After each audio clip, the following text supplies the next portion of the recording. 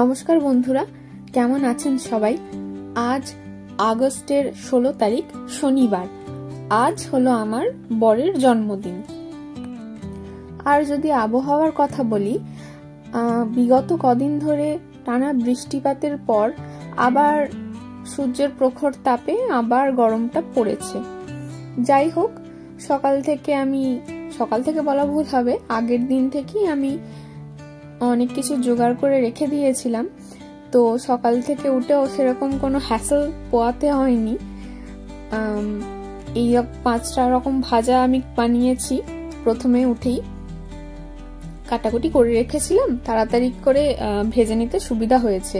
আর এখন আমি করছি ওই লাউ চিংড়িগুলোকে ভেজে রেখেছি। যদিও বা এটা আমি লাউ পাইনি, চাল কুমড়ো, কিন্তু আমি ওই লাউয়ের স্টাইলই বানাচ্ছি। আর আগে থেকে একটু মুগ ডাল আমি ভেজে রেখেছিলাম। এই মুগ ডালটা দিলে না এই পদটাতে একটা অসাধারণ গন্ধ থাকে, তো খেতে খুব ভালো লাগে। তাই জন্য আমি একটু মুগ ডাল আগে থেকে ভেজে রাখি, তারপর এটা অ্যাড করে দিই মশলা কষানোর সময়। মশলাতে একটু আদা আর জিরে আর একটু হলুদ নিয়েছিলাম। এরপর ওটা কষানোর পর কেটে রাখা সবজিগুলো দিয়ে দিলাম। এবার এটাকে পরিমাণ মতো একটু নুন আর চিনি দিয়ে ঢাকা দিয়ে রেখে দেব।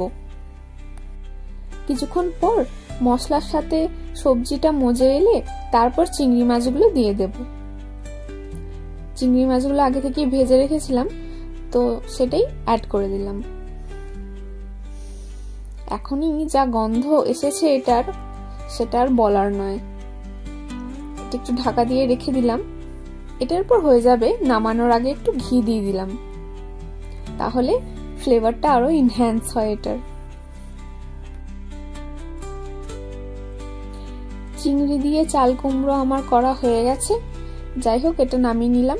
এরপর একটা ইলিশ মাছ আমি আমার বরকে ভেজে দেব। ও মাছ ভাজা খেতে চেয়েছে। আর বাকিগুলো দিয়ে আমি একটু ইলিশ ভাপা বানাবো। এটাতে সাদা কালো সর্ষে, পোস্ত আর একটু কাজু বাদাম আমি বেটে রেখেছি। এবার এটা তেলে ওই শুকনো লঙ্কা ফোড়ন দিয়ে এটা একটু কষিয়ে নেব।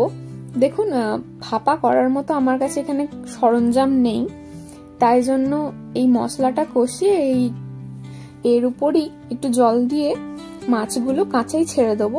এবার মাছটা ভাপে ভাপে যেটা হবে সেটাকেই আমি আর কি মাছ ভাপা বলছি। পরিমাণ মতো একটু নুন আর সামান্য একটু চিনি দিলাম। চিনি দিই কারণ সর্ষেতে একটু তিতকুটে ভাব থাকে, সেটা কেটে যায়। আর কাঁচা লঙ্কাও বেটেছিলাম একটু, ওটা দিলাম, একটু ঝাল ঝাল খেতে ভালো লাগবে। এরপর মশলাটা একটু কষে গেলে একটু পরিমাণ মতো জল দিয়ে দিলাম।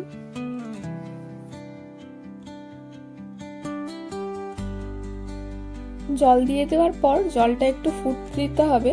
ফুটতে দেওয়ার পর আমি এই মাছগুলো অ্যাড করে ঢাকা দিয়ে দেব।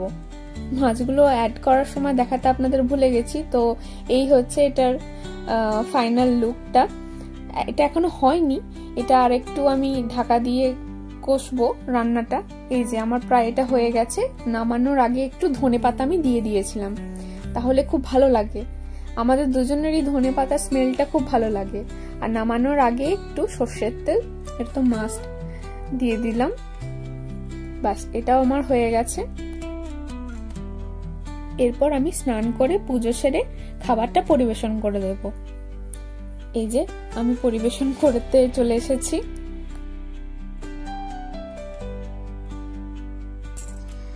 এখানে আমি করেছি লাউ চিংড়ি, লাউ তো নয়, কি বলে, চাল কুমড়ো দিয়ে, কিন্তু লাউ চিংড়ি স্টাইলের।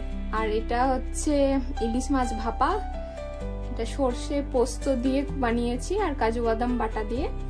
আর এখানে আছে 5 রকমের ভাজা, শাক ভাজা, আলু ভাজা, ক্যাপসিকাম ভাজা, গাজর ভাজা, বেগুন ভাজা আর একটা ইলিশ মাছ ভাজা। আর এখানে বানিয়েছি সিমুইয়ের পায়েস আর মিষ্টি দই। মায়ের থেকে দূরে থাকার আক্ষেপটা আজকে হয়তো আমি ওর একটুখানি ঘোচাতে পেরেছি, তবে বাড়িতে মা থাকলে তো মাই করতেন সবটা।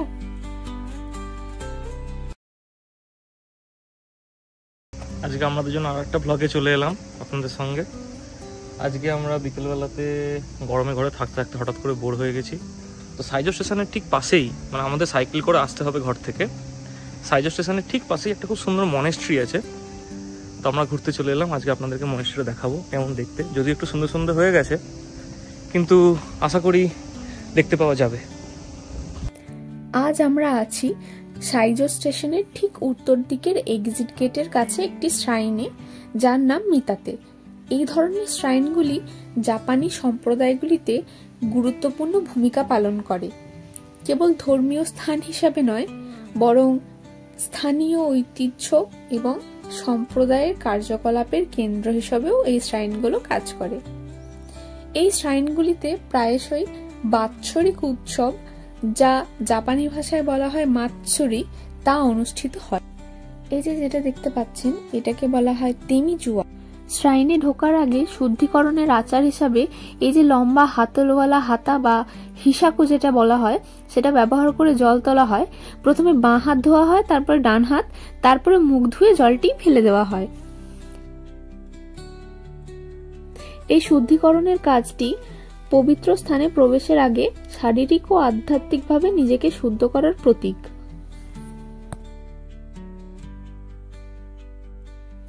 আর শ্রাইনে তড়ি গেট থাকবে না তাই কখনো হয়? তবে এখানে দেখলাম এতগুলো তড়ি গেট আছে। যে জায়গাতে এই শ্রাইনটি অবস্থিত তার নাম হলো সাইজো। হিরোশিমা প্রিফেকচারের হিগাশি হিরোশিমা শহরের এই সাইজো হলো একটি ছোট্ট টাউন। এই জায়গাটি বিখ্যাত এখানকার শাকের জন্য। শাকে হলো এক ধরনের জাপানিজ অ্যালকোহল বা জাপানিজ রাইস ওয়াইন, যা ভাত ফার্মেন্টেশন করে বানানো হয়। শাকে শতাব্দী ধরেই জাপানি সংস্কৃতি এবং আচার অনুষ্ঠানের একটি অবিচ্ছেদ্য অংশ। শাকে ব্যারেল, যাকে তারুজাকে বা শাকে দারু বলা হয়, প্রায়শই কামি বা শিন্তো দেবতার উদ্দেশ্যে নৈবেদ্য হিসাবে প্রদর্শিত হয়। শিন্তবাদে শাকেকে একটি পবিত্র পানীয় হিসেবে বিবেচনা করা হয়। এই যে এইগুলো হচ্ছে শাকে ব্যারেল। দেখতেই পাচ্ছেন, শাকে ব্যারেলগুলিতে প্রায়শই পবিত্র দড়ি, কাগজ বা অন্যান্য অলঙ্করণ দিয়ে সজ্জিত করা হয়, যা তাদের আনুষ্ঠানিক তাৎপর্যকে তুলে ধরে। বলে রাখি, এটি হলো একটি শিন্তো শ্রাইন। শিন্তো দেবতারা বা যা কামি নামে পরিচিত, তাঁরা হলেন জাপানের আদি নিবাস শিন্তো ধর্মে অতি প্রাকৃত প্রাণী বা আত্মা।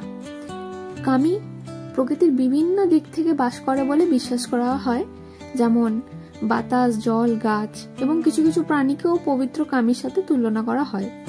এবং পূর্বপুরুষদের আত্মাদেরও প্রায়শই কামি নামে সম্মান করা হয়।